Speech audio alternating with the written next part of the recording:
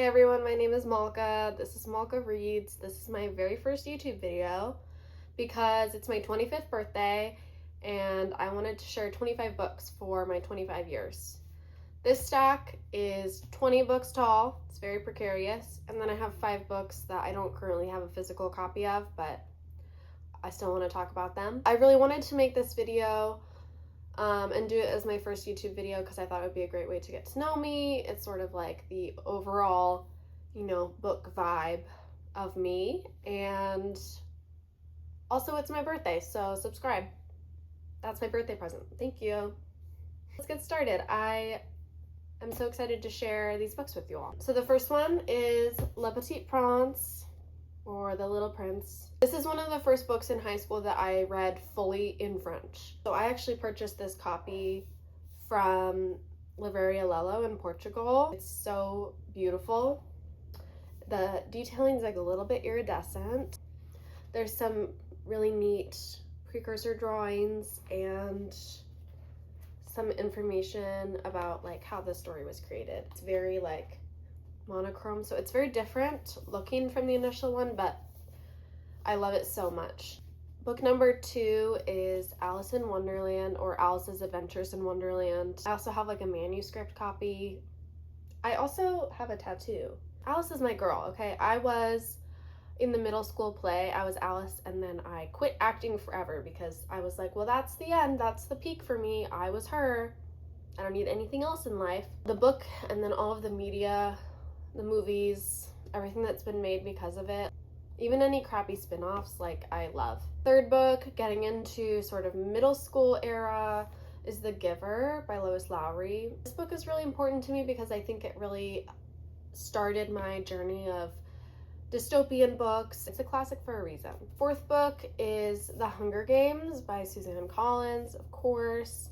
These started coming out when I was in elementary school and then continued when I was in middle school. This whole series is so impactful and important. I adore her writing. I also think she's like truly one of the best writers. So Sunrise on the Reaping I read this year. That was amazing. It wasn't my favorite though, I'll be honest. I love Ballads of Songbirds and Snakes. That one's my favorite, and that's an unpopular opinion. I also really like Gregor the Overlander, but I read that as an adult, so I was like, yeah, this is cute. It's nothing, didn't shape me as a person. This fifth book is I'll Give You the Sun by Jandy Nelson. I couldn't even tell you now like what made it so important to me. I was like, this is peak writing. I've never read a book that is better written than this. I really wanted to name my future kid Jude because of this, because I was obsessed with Jude. Turns out I'm just gay and I don't want children. So and my wife's name is Jade, so that would not work out, But this is a lovely, wholesome book that I still hold very close to my heart. Book number 6 is also reflective of a series that I love, and that is Percy Jackson and the Lightning Thief. I was so annoying in middle school. I literally was like, I'm polytheistic. I believe in multiple gods, the Greek gods. Like, that was me.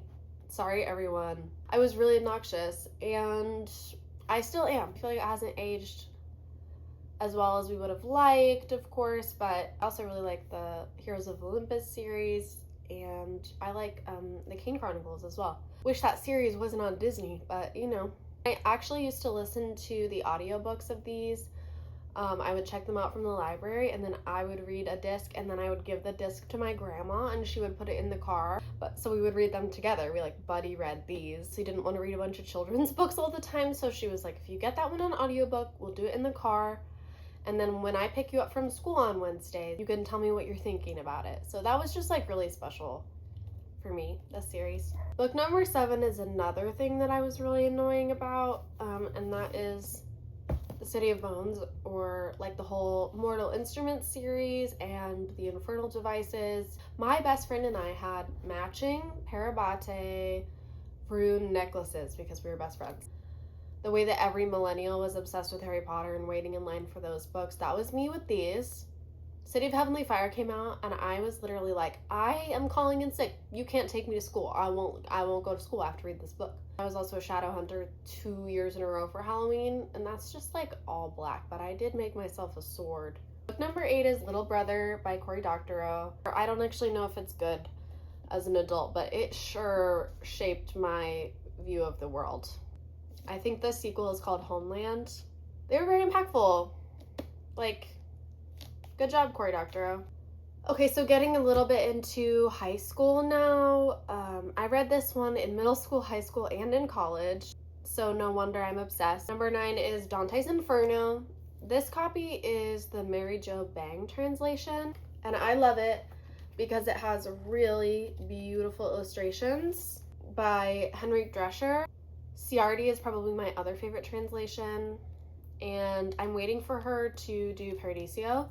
I think that comes out like this year or next year. I really like Mary Jo Bang's translation because she uses modern day references, whereas a lot of other translators will try to translate it directly into what was a reference at the time. So going further into high school, I love the play The Importance of Being Earnest by Oscar Wilde. I read it in one of my freshman year English classes and I loved it. I thought it was so funny. I saw a theater rendition of it done by National Theatre Live, starring Shuji Gawa. It's like filmed and then played in theaters, so I got to see that at my local theater. It was so fun. It was hilarious. I thought it was such a good adaptation of it and a lot more gay, which was really fun. Along those lines, here's some more classics. Number 11 is Pride and Prejudice by Jane Austen. I'll watch any adaptation of it. I love them all. It's so funny. It's hilarious. Number 12 is Frankenstein by Mary Shelley. It was honestly one of the first horror books that I ever read. I know it's more of like a lit fic drama, but you know, it inspired some very classic horror. I love the monologues. I think they're insane and wonderful. Mary Shelley's great. Number 13 is Ishmael by Daniel Quinn. I haven't read this super recently, but I remember this book being so important to me as a high schooler, just like really opening up my world to like the future. It's very philosophical. It's one of the only philosophy sort of books that I've ever read. This copy I got from my stepdad and it's annotated by like 8 people. I read it and then I also gave it to my wife when we first started dating. Number 13 is another one that I read in high school that I loved.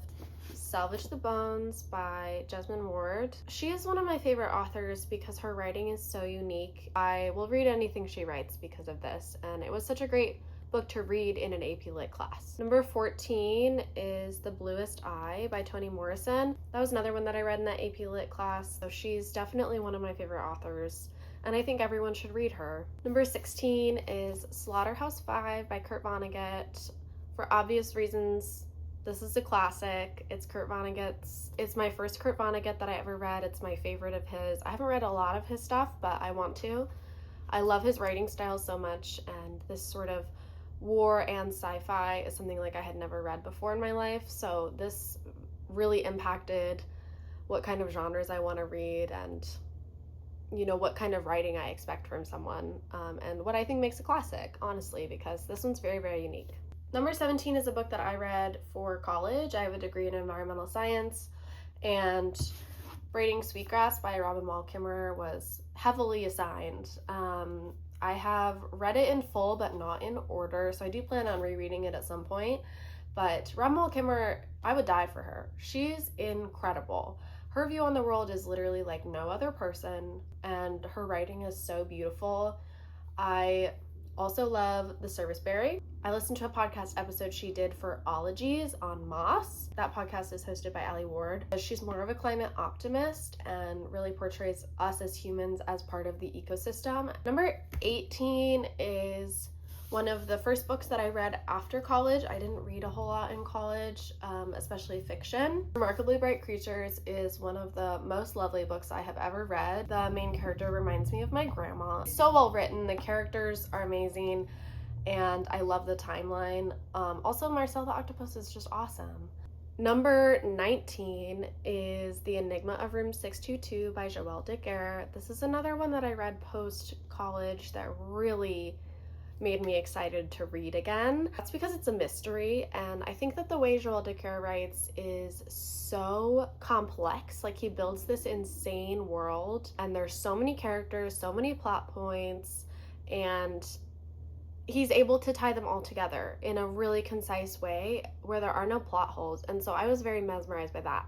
I just think there's very few mysteries where you're not like, oh, I saw that coming, or there's a plot hole there, and this is one of them. So number 20 is a nonfiction book, and it's sort of a self-help financial book, which is uncharacteristic of me to read, but I started listening to Chloe Lisa's podcast. This is her book title, her company, her podcast name is Deeper Than Money. I was following her on Instagram and listening to her podcast well before she came out with this book, but I really wanted to not have a negative relationship with money, and I think that she really helped me with that. Number 21 is a book called Something in the Woods by Jared K. Anderson. I read it actually pretty recently, and I adore it. It's a series of essays by Jared K. Anderson, and it's about how life relates to nature. So there's different natural phenomena that he talks about and how it relates to human life and social constructs. Number 22 is Haunting of Hill House by Shirley Jackson. The show adaptation by Mike Flanagan was one of the first ever horror things I ever watched, and it scared me so badly. So I had to read this, and I was surprised by how creepy it was. I really think they're so different, but I adore this book. I think it's very spooky. I love her writing. She's like the horror queen for a reason. Number 23 is A Psalm for the Wild Built by Becky Chambers. This book is so lovely. I think that there are very few dystopian or post-climate catastrophe books that are optimistic, and I need that. The sequel's really great, and it's just a really good little sci-fi book with some great queer representation, and I love the robot so much. Number 24 is one of my favorite horror books of all time. It is The Hike by Drew Magary. I think this book is actually so scary. I had no idea what I was getting into. The ending of this book, if you know what I'm talking about, is one of my favorite endings a book has ever had. And number 25, because I'm a freak and I'm obsessed with Nat Cassidy, it's Mary, An Awakening of Terror. I am so obsessed with this man. I would do anything to meet him. I love the way he writes. And I think it's because he also writes screenplays and acts and works for film, and the way that these read is very movie-like. The way that Nat Cassidy, even though he is a man, writes women is with so much care, so much attention to detail. You know that he loves women, he pays attention to how they're feeling, he asked them when he was writing this book, it's very apparent. And the afterword in this is great. I don't think he needs to keep trying to write afterwards this good in his other books, because this is peak.